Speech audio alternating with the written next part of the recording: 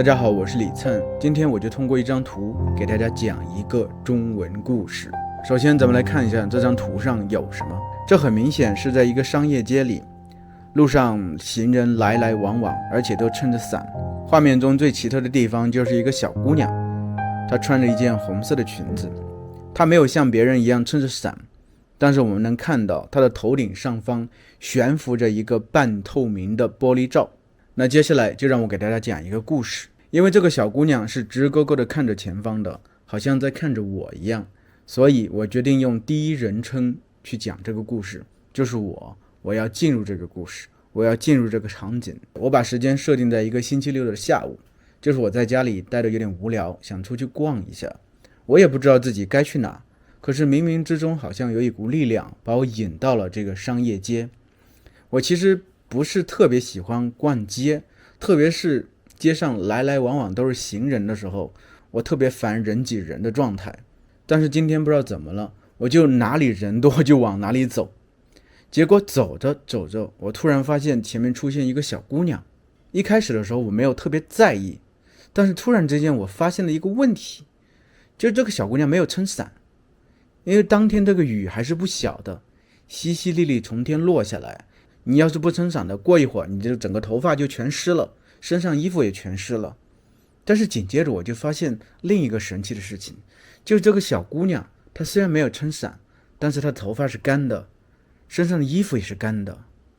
紧接着我就发现，原来这个小姑娘的头顶上空悬浮着一个半透明的玻璃罩，真的是悬浮在那里，就像一般人的雨伞一样，帮她挡雨。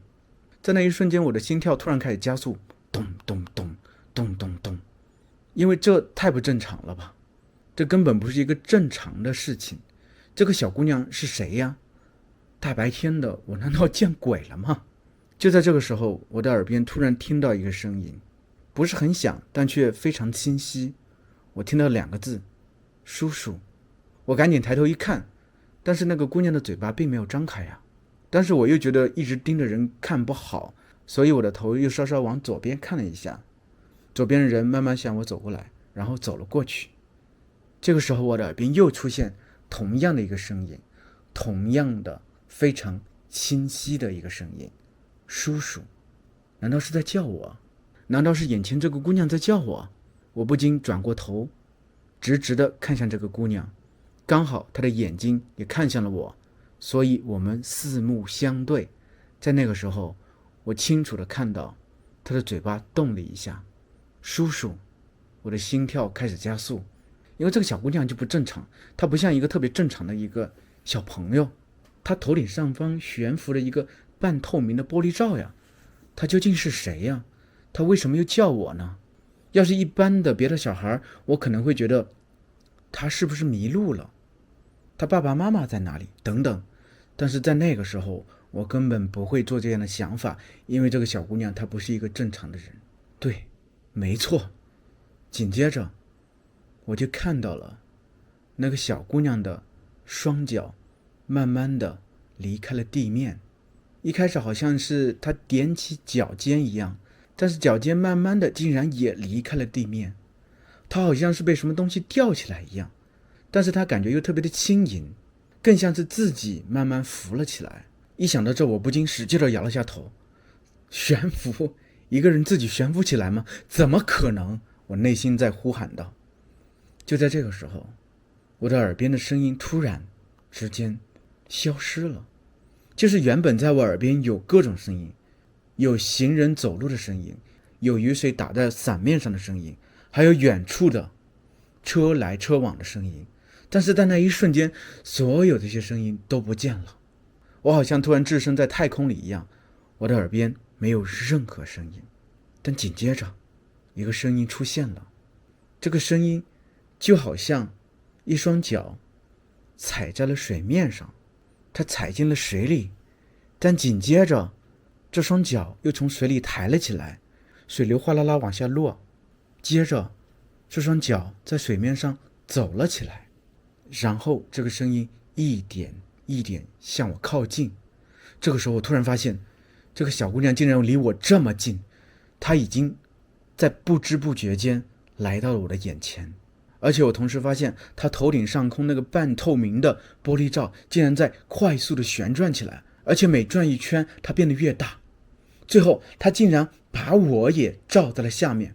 同时最让我吃惊的是，它本来是一个半球形的透明玻璃罩，突然之间它变成了一个完整的球形。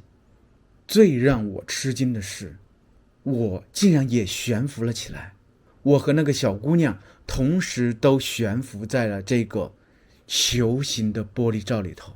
我不禁前后左右都看了一下，但是好像没有任何一个人注意到这一点，好像周边并不存在一个球形的透明玻璃罩，好像球形的玻璃罩里面并没有两个人悬浮在那里一样。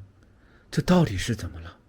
就在这个时候，我的耳边又听到了那个声音，同时我的眼睛也看到了那个小姑娘嘴巴一张一合，她说出了下面这句话：叔叔，你是不是迷路了？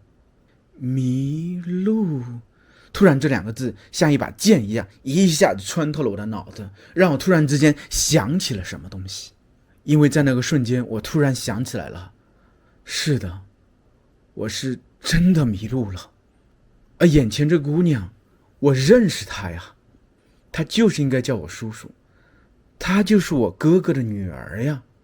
我原本不属于这里，我原本属于天空，属于云彩，我们的族人都生活在那里。可是有一天，我来到这个城市，我原本只是想着做一个短暂的停留，可是后来我爱上了一个姑娘，然后我竟然慢慢的忘记了我并不属于这里，我是属于天空的。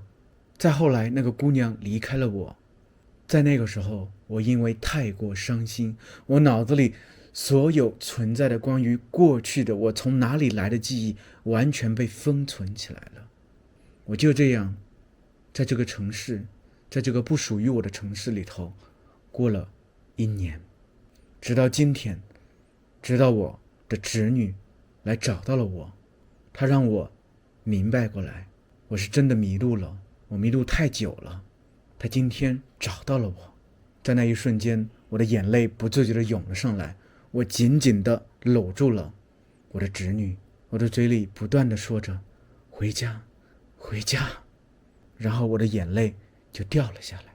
好了，不知道大家喜不喜欢这样的故事呢？如果你也想通过这样一张画提高自己的描述能力以及叙述能力啊，你可以点击底下链接跟我来订课。